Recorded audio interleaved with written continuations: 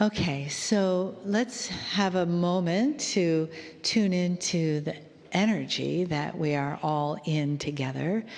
And just close your eyes and drop inside with a couple of nice, full, soft breaths. Just let yourself relax in your chair. Be in your own little island space. And then feel that center of your body where your heart is. Feel it either with your consciousness, with your hand, with your mind. Just breathe there and be there. We have a really powerful, beautiful new moon today, and it's all about love. So you may want to create an intention for this day or this journey to give you more of an opening into the love that lives inside, the love that comes from this beautiful family, everyone, heart to heart connected, and the love that comes from outside of this room, in this beautiful area that greets us, that thanks us for spending time there in spirit. And then to feel that place in your heart, the love that brought you here to this room, to this journey with the rest of your family. And let it be a journey in love and self-discovery. Meeting new people, feeling new feelings, and giving that love back to yourself in perhaps a way that you haven't allowed yourself before. And that begins with the loving message tonight from Kryon. Greetings, dear ones. I'm Kryon of Magnetic Service. It is the beginning of still another tour, an excursion.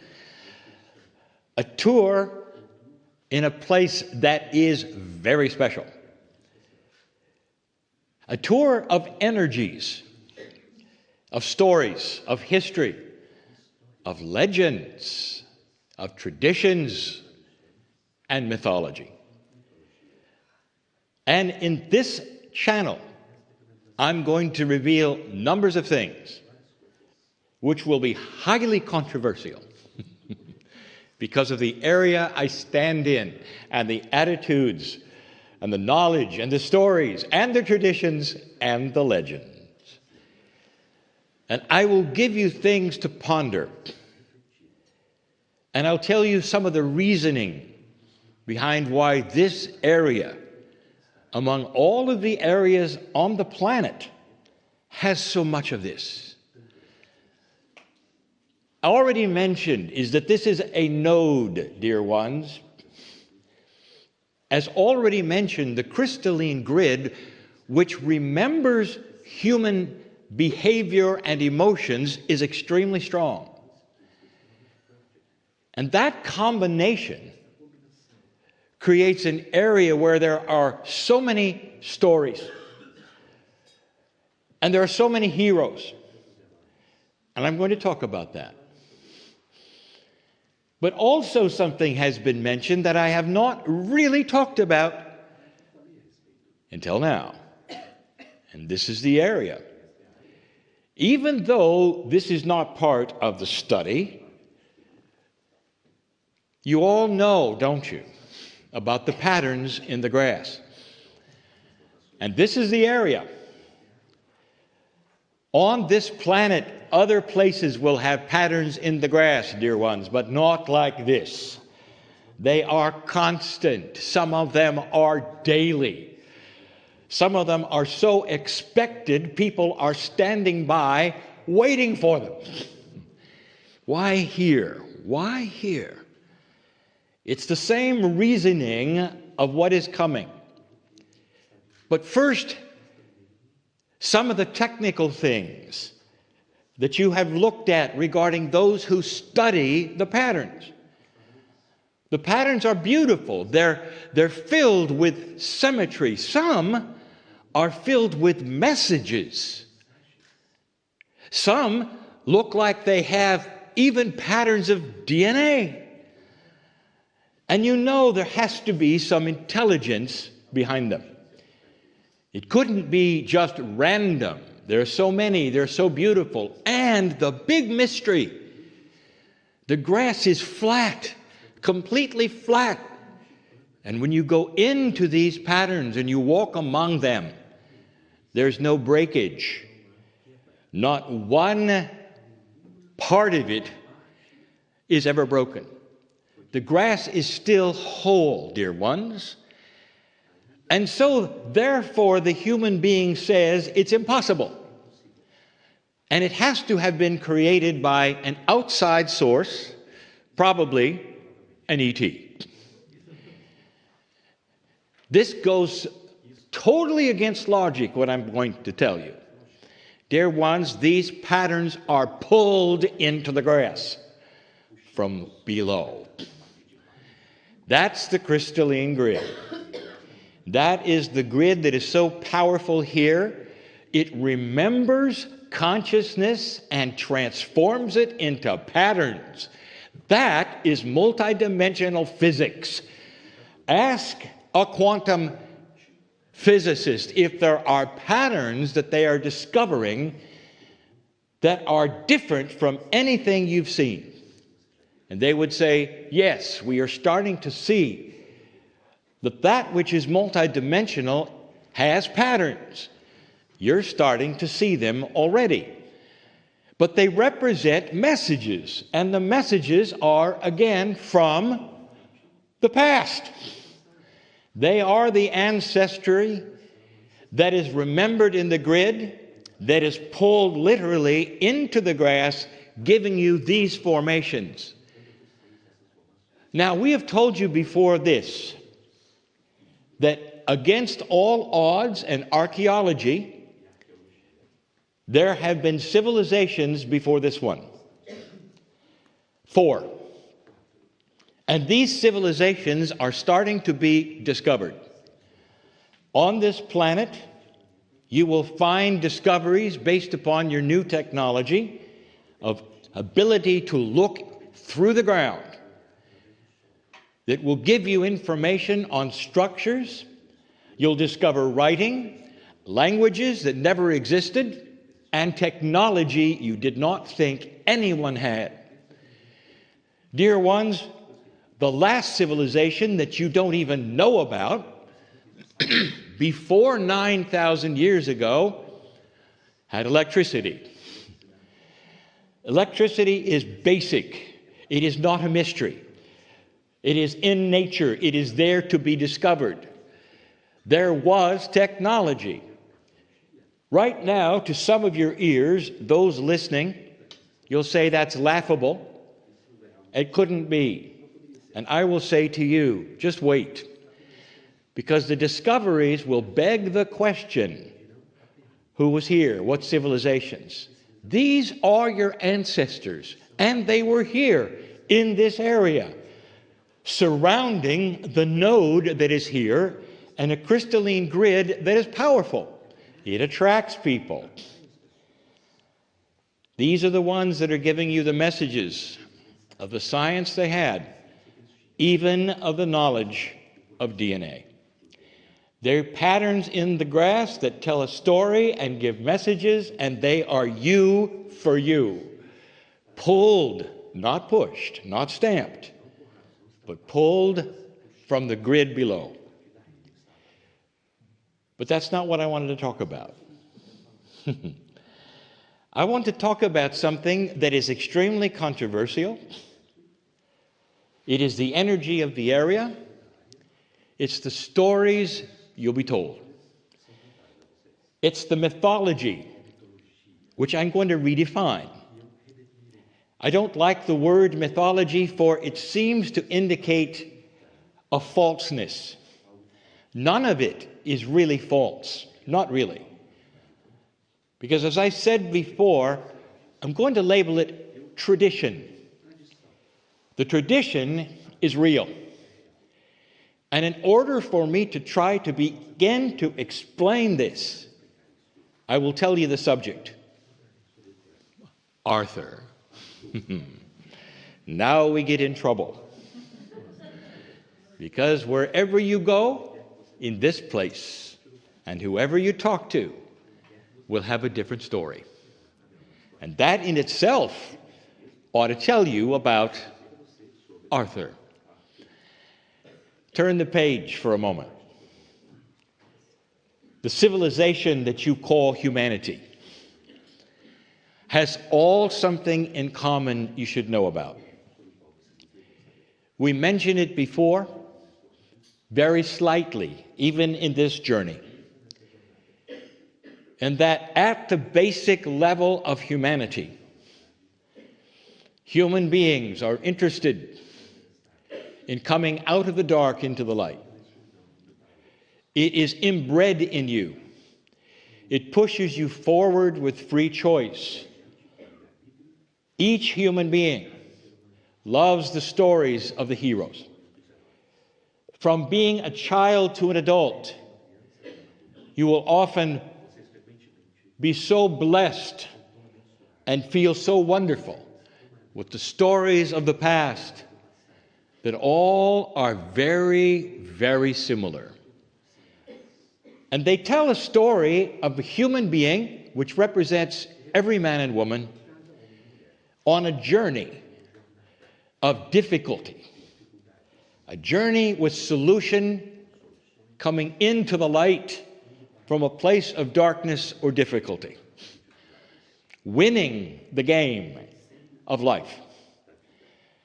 And your philosophers all through history have seen this, have identified it as the hero's journey. Let me start at the beginning.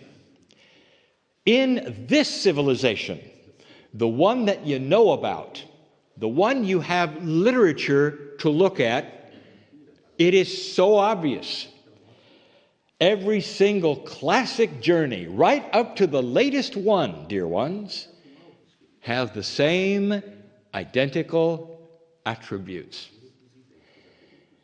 You have an individual, man or woman, who has a task that seems impossible. And that task will then be accomplished, and they will go out on a journey to accomplish it. And with that, they will have friends, associates, partners to go with them. Often there would be 2 or 3, sometimes many. But they are the ones who have the vision to go. It doesn't stop there, for they will then battle odds that are unbelievably against them. And every single time, they will achieve a victory of sorts. Sometimes it leads to a more difficult victory, a more difficult solution or challenge. And many times the journey will last years. Sometimes it will not. Along the way, there is something else. In every single journey, mysticism, magic of some sort that is otherworldly. Every single one. Many times the villains that they slaughter, or energy that they slaughter. And slaughter is a word that means eliminate. Also has the magic. And so you start to look at the history of this. And the one that is probably the most famous for you comes from poetry of Homer. And one of the stories was Jason. And when Jason embarked with the Argonauts in his story, which became epic, it had every single element. He had to battle the dark side many times. He had to face magic many times. He was given magic over and over. He was part of a greater whole. He had associates with him. And in the end, he slayed all of the dragons, you might say. This was the journey of the hero. And it exists even today as a classic. And humans are encouraged to read it, to study it. The media has made movies of it.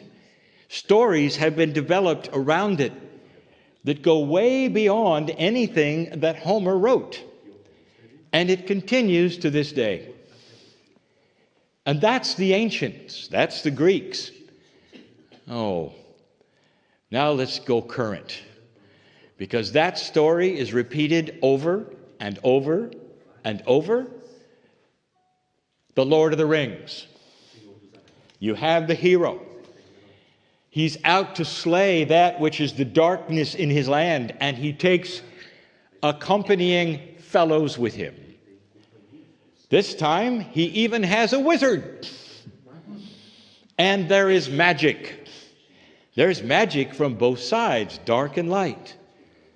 And he has to face many battles, and one of them is within himself.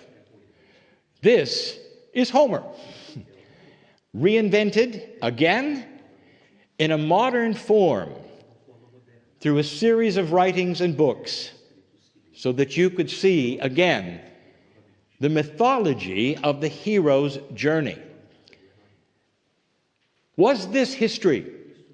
And the answer is, in a way, it was. It's the consciousness of human beings who drive it forward, who read it, who love it, who make the films about it. And the classic becomes something rewarding to humans who will absorb it and want to see it again and again, because it's them. If you want to get very, very current, let's skip to George Lucas. And in the saga that he wrote, and he wrote it, it was literature, you have again the hero facing the darkness. And it emerges that he has the Force. He even has a little wizard. And these are the things that I echo Homer again and again. It's Jason revisited again. And there is a conquering of the dark side repeatedly. And he takes a band of comrades with him. That's fairly current. Oh, but it continues. Even more current. The little boy with the glasses and the magic wand. There is what he has to battle that is a series of monsters of darkness all by himself. And he takes his comrades along. And he has a wizard. Do you see where we're going with this? This hero's journey, dear ones, philosophers have known for years. And they say that it represents every human being's hopes and desires for everything that is good. For them and their family, for the earth itself, and for the civilization and the race called humanity. And it's been with you forever. I just gave you some pointers of this civilization. I would like to introduce you to Arthur. Was Arthur real? The answer is yes, all of them were real. Where did it really originate from? You're going to find it in Welsh poetry. Again, the Greek poet who gave us Jason is much like the Welsh poet who gave us the story of Arthur. Not only was the story believable, there are places that you could point to and say, well, this is very, very similar to the story. There's a couple of places that you could go to and say, well, yes, we believe that this happened here. There's a place called Stirlingshire with a town called Camelon. Very similar. What really happened? Dear ones, if you take a look at the legend of Arthur, of all that happened around him, of the wisdom of the Round Table of the knights, pieces and parts of that story are as real as it gets, and you can touch them. Because certain things indeed happen, pieces and parts. But if you analyze the entire thing, you'll realize that it is a conglomeration of many heroes on the hero's journey. There are so many versions of Arthur, he would have had to have been hundreds of years old to accomplish them all. He even had something to do with the Grail in one of the stories. So it expands itself. As I said before, the villains are vilified and the heroes are amplified. Arthur was real in so many ways, and there were individuals who carried a portion of the story in actuality, but not the whole picture. That, my dear humans, came from the mind of a poet, telling the hero story that became something that you can touch and feel in this place. Magic. Arthur even had a wizard.